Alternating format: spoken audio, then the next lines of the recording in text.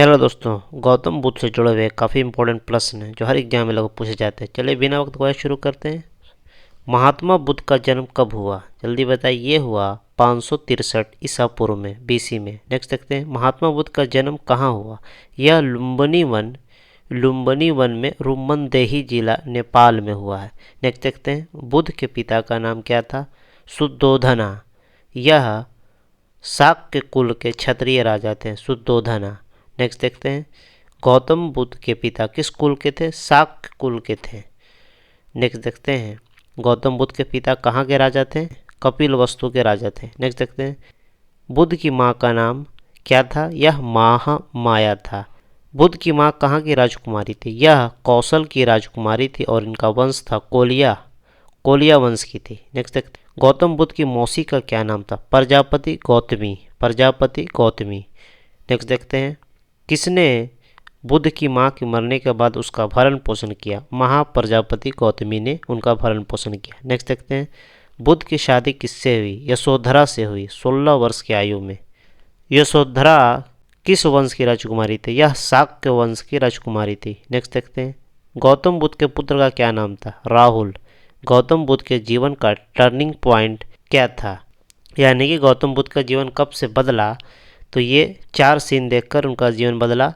वृद्ध व्यक्ति, बूढ़ा व्यक्ति, बीमार व्यक्ति, मृत व्यक्ति, एक सन्यासी जो खुश था। कितने साल की उम्र में महात्मा बुद्ध ने घर को छोड़ दिया? 29 साल की उम्र में।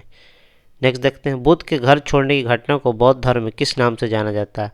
महाभिनिष्क्रमण के नाम से जाना जाता है। नेक्स्ट देखते हैं, महात्मा बुद्ध के प्रथम टीचर कौन थे? अलार कलाम।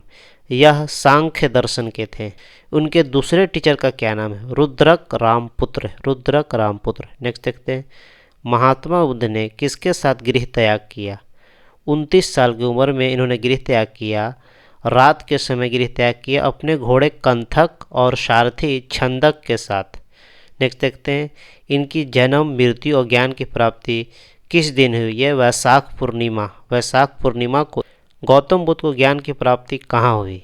यह 35 साल की उम्र में पीपल के पेड़ के नीचे उरुवेला बोध गया में निरंजना नदी, फल्गु नदी भी इसको बोलते हैं, निरंजना नदी के किनारे 49 दिन के कठोर तपस्या के बाद ज्ञान की प्राप्ति हुई थी। ज्ञान की प्राप्ति को क्या कहते हैं? निर्वाण या संबोधि। नेक्स्ट देखते हैं, बुद्ध कब बोधित्व कहलाए?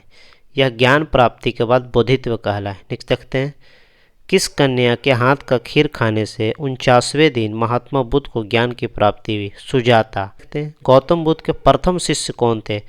तपस और भल्लिक नामक 2 बंजारे बोधगया में ही इनके 2 शिष्य बने। नेक्स्ट देखते हैं, महात्मा बुद्ध ने अपना पहला उपदेश कहाँ दिया? सारनाथ, ऋषिपतन भी बोलते हैं इसको। अपने 5 साथियों को ये उपदेश दिया। पहला उपदेश को किस नाम से जाना जाता है? धर्म चक्र परिवर्तन के नाम से जाना जाता है। पहला उपदेश। नेक्स्ट देखते हैं, कितने साल की उम्र में महात्मा बुद्ध की मौत हो गई? 80 साल की उम्र में 483 ईसा पूर्व में कुशीनगर उत्तर प्रदेश में। नेक्स्ट देखते हैं, किस मगध शासक की बीवी क्षेमा गौतम बुद्ध की शिष्या बनी? बिंबिसार की बीवी। किसके कहने पर बुद्ध ने संघ में औरतों को अनुमति दी? आनंद के कहने पर। महात्मा बुद्ध का चचेरा भाई कौन था? देवदत्त था चचेरा भाई। नेक्स्ट देखते हैं, कौन सी पहली महिला संघ में प्रवेश करने वाली बनी? मौसी, प्रजापति गौतम मौसी। गौतम बुद्ध के जन्म को किस प्रतीक से दिखाया जाता है? कमल और सांड से। नेक्स्ट देखते हैं, गृह त्याग यानी कि महाभिनिष्क्रमण को कैसे दिखाया जाता है? यह घोड़ा से दिखाया जाता है, घोड़े के साइन से। नेक्स्ट देखते हैं, ज्ञान की प्राप्ति, निर्वाण का क्या संकेत है? बोधि वृक्ष, पीपल का वृक्ष बोधि वृक्ष से दिखाया जाता है। नेक्स्ट देखते हैं, धर्म चक्र परिवर्तन जो पहला उपदेश दिया था सारनाथ में, इसको दिखाया जाता है किस चीज़ से? यह दिखाया जाता है चक्र से। नेक्स्ट देखते हैं, महापरिनिर्वाण को प्रतीक दिया जाता है किससे? महापरिनिर्वाण को प्रतीक दिया जाता है स्तूप से। नेक्स्ट देखते हैं, महात्मा गौतम बुद्ध के बचपन का क्या नाम था? सिद्धार्थ था। सर्वाधिक उपदेश इन्होंने कहाँ दिए थे? श्रावस्ती में, कौशल की जो राजधानी थी वहाँ दिए थे। नेक्स्ट देखते हैं, आम्रपाली कौन थी? यह वैशाली की नगर वधू थी जो गौतम बुद्ध की शिष्या बनी। शाक्य मुनि के नाम से किसे जाना जाता है? गौतम बुद्ध को। नेक्स्ट देखते हैं, गौतम बुद्ध के 4 आर्य सत्य क्या थे? नोबल ट्रूथ क्या थे? दुख, दुख समुदाय, दुख निरोध मार्ग। गौतम बुद्ध के अष्टांगिक मार्ग क्या? सम्यक दृष्टि, सम्यक संकल्प, सम्यक वाणी, सम्यक क्रम, सम्यक अजीव, सम्यक न्याय, सम्यक स्मृति, सम्यक समाधि। नेक्स्ट देखते हैं, बौद्ध धर्म कैसा धर्म है? अनिश्वरवादी है। नेक्स्ट देखते हैं, बौद्ध धर्म पुनर्जन्म के सिद्धांत पर विश्वास करता है? हाँ, करता है। 10 सील क्या थे? 10 सील क्या है? इन्हें शिक्षा पाद भी कहते हैं। ये हैं 10 सील: अहिंसा, सत्य, आस्तेय यानी कि चोरी नहीं करना, अपरिग्रह यानी कि धन संग्रह नहीं करना, ब्रह्मचार्य का पालन करना, व्यभिचार नहीं करना, पीने खाने से मना, असमय भोजन नहीं करना, नाच गाना से बचना, सुखप्रद बिस्तर का त्याग करना। ये 10 सील थे। नेक्स्ट देखते हैं, त्रिरत्न किस धर्म से जुड़ा हुआ है? ये बौद्ध धर्म से जुड़ा हुआ है। अब बात करते हैं बुद्धिस्ट काउंसिल की, बौद्ध संगति की। फर्स्ट बौद्ध संगति जो है 483 बीसी में हुआ और ये हुआ राजगृह में हुआ है और इसके चेयरमैन थे महाकश्यप। और इसके जो किसके ये संरक्षण में हुआ था? ये अजात शत्रु जो हर्यक वंश के थे उनके संरक्षण में हुआ था। अच्छा, इसमें क्या खास हुआ? इसमें सुत्त पिटक और विनय पिटक का जो संकलन किया गया आनंद और उपाली के द्वारा इसका संकलन किया गया। दूसरा बौद्ध संगति जो हुआ 383 बीसी में वैशाली में, जिसके चेयरमैन थे ये, इसके अध्यक्ष थे सबा कमी अध्यक्ष थे और ये काला अशोका के संरक्षण में हुआ जो शिशुनाग वंश का था। उसके बाद थर्ड जो हुआ 250 बीसी में यानी कि 250 ईसा पूर्व में हुआ और ये पाटलिपुत्रा में हुआ। ये चेयरमैन थे मोगालीपुत्र तिस्सा और ये अशोक के संरक्षण में हुआ था जो मौर्य वंश के थे। और लास्ट जो हुआ कश्मीर कुंडल वन में कनिष्क के शासनकाल में और इसके जो अध्यक्ष थे वसुमित्र और जो उपाध्यक्ष थे अश्वघोष। और इसी चौथे जो बौद्ध संगति के बाद बौद्ध धर्म जो है 2 भागों में बट गया। हीनयान एक बन गया और एक महायान बन गया। हीनयान का क्या था कि हीनयान बुद्ध को महापुरुष लेकिन देवता नहीं मानता था, मूर्ति पूजा का विरोधी था और ये ज़्यादातर दक्षिण पूर्व में फैला यानी कि श्रीलंका, साउथ इंडिया में फैला, बर्मा में फैला, थाईलैंड में फैला और जावा में फैला। हीनयान के भी 2 पार्ट हो गए, वैभाषिका एंड स्वतंत्रिका। हीनयान के भी 2 पार्ट हुए। हीनयान जो है बौद्ध धर्म के जो रियल टीचिंग होते थे, वास्तविक शिक्षा, उसी को मानते थे। हीनयान जो है शाखा ने पाली भाषा का पालन किया। महायान, इसको पद्म पानी भी के नाम से भी जाना जाता है। ये जो दूसरा शाखा टूटा था चौथा बौद्ध संगति के बाद, महायान इसको पद्म पानी के नाम से भी जाना जाता है। ये आपको परिवर्तन के समर्थक थे और बुद्ध को एक देवता की तरह मानते थे, मूर्ति पूजा में विश्वास करते थे और इनकी मूर्तियाँ ज़्यादातर गांधार शैली में बनी थी, ये भी याद रखिएगा।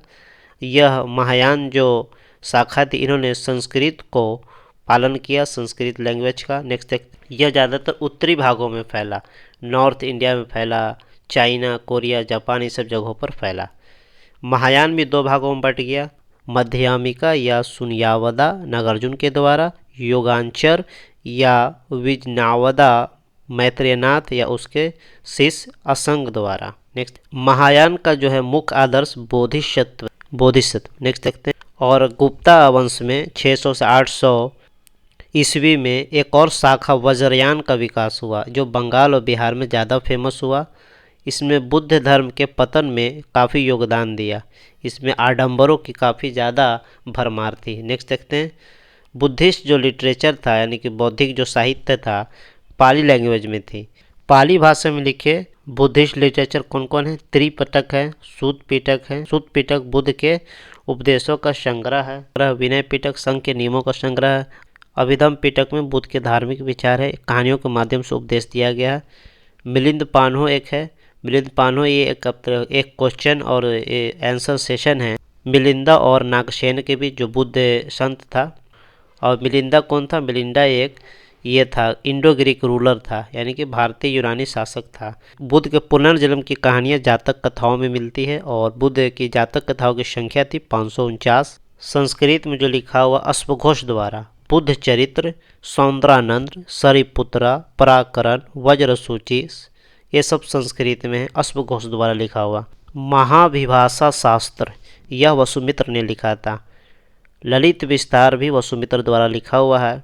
बुद्धा को, गौतम बुद्ध को लाइट ऑफ एशिया किसने कहा था? एडविन अर्नोल्ड ने कहा था। एडविन अर्नोल्ड ने कहा था। नेक्स्ट देखते हैं, अश्वघोष वसुमित्र किसके दरबार में थे? यह कुषाण रूलर कनिष्क के दरबार में थे। कुषाण शासक कनिष्क के दरबार में थे।